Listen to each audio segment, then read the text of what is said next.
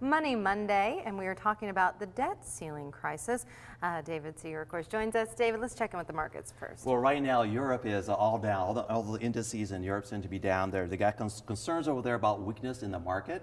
Now, for us, in terms of opening, the pre-markets show us we're slightly up, which is good news. And hopefully that trend will continue throughout the day when it opens at 9:30. Is this possibly a reflection of the fact that maybe there's high hopes after House Speaker John Boehner offered his deal over the weekend? Is this maybe because they're feeling hopeful that something will be done? That is correct. The market has been relatively optimistic about this whole fiscal cliff to begin with. So yeah, this is probably a reflection of that more than anything else. Okay. But you know, the new Congress takes effect 2 weeks from Thursday, so they don't have a lot of time. Yeah, they got it.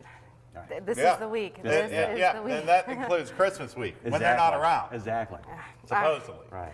All right, so we want to talk about the debt ceiling crisis. Now, this is something completely separate from the fiscal cliff, which I think a lot of people kind of don't really understand that it has nothing to do, you're saying, at all with the fiscal cliff. No, they're two separate items and they're two separate issues. One has to do with what we're going to be spending, what we're going to be taking in as that first year with the fiscal cliff, you know, with taxation and also the spending cuts. This has to do with a limit on how much we spend. Right now, our debt limit is $16.394 trillion.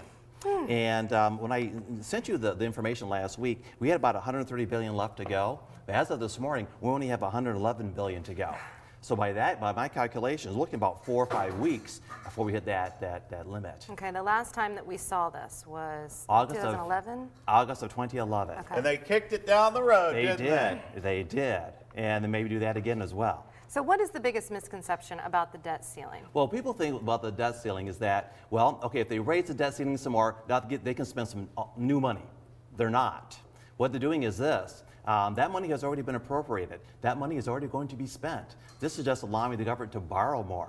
So when they argue about the debt ceiling, it's academic because they need to do it because we've already got the checks in the mail. Can you give us this example? You had written me this example in an email. Kind of explain this real quick. Okay, so it's like a household. Okay, you write out some checks and you put them in the mail and you write out some more checks because you know what you can spend throughout the year. But you know you don't have enough money in your checking account, but you know you're going to be overdrawn if you don't go ahead and get a cash advance and put it into your checking account and cover those checks. So this is what we got with the debt ceiling. Okay, we're very close to our credit limit right now. So we got to ask the bank to raise it because we've already decided to spend that money and the checks are already in the mail. And if those checks come back and bounce, then we're going to default. And as the United States government, we can't default. It would have a major effect on markets and our money supply. It'll be terrible. What do you mean I don't have any money left? I've got some checks left. I've heard that. So the debt ceiling crisis, this has nothing to do with the fiscal cliff. Two separate issues, and equally as important. Matter of fact, this might have more immediate impact than the fiscal cliff. The debt ceiling. The debt ceiling, correct.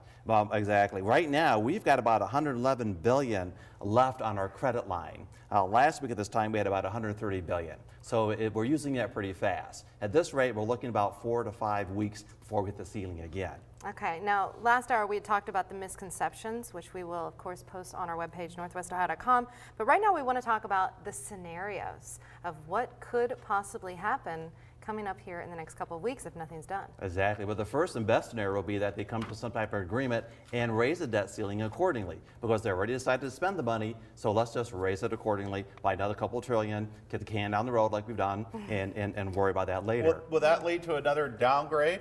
Oh, probably. Yeah. Because nothing has been done. Nothing's done to fix anything. So we're looking at another downgrade by Standard & Poor's and Moody's.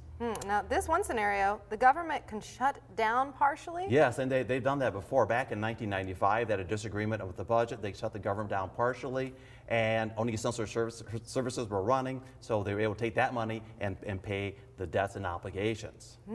All right, give us a couple more scenarios. Well, my personal favorite is this, and this is being actively talked about, is the fact of the matter that the president could reach in his pocket, take out a platinum coin and say, this is worth $1 trillion. Take out another coin and say, this is worth $1 trillion. Take it over to the Federal Reserve and don't lose it, and deposit it into the Treasury accounts, and now we have $2 trillion. Right.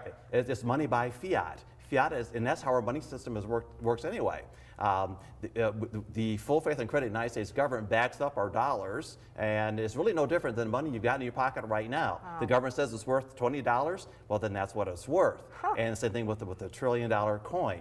and it's actually being discussed as a possible solution. You emailed me this last week, and I just couldn't believe it. I mean, how do we elect these idiots into Oh, office? John, goodness. No, I mean, know. I'm serious. Let's take care of business. And to even discuss this as an actual solution. Right, and they're proposing it. Yes. They're serious Yeah, about it. they're very serious That's about why it. I do call them idiots. I know. Short term, no impact. Long term, major impact. Yeah, All right. unbelievable, Yes. David.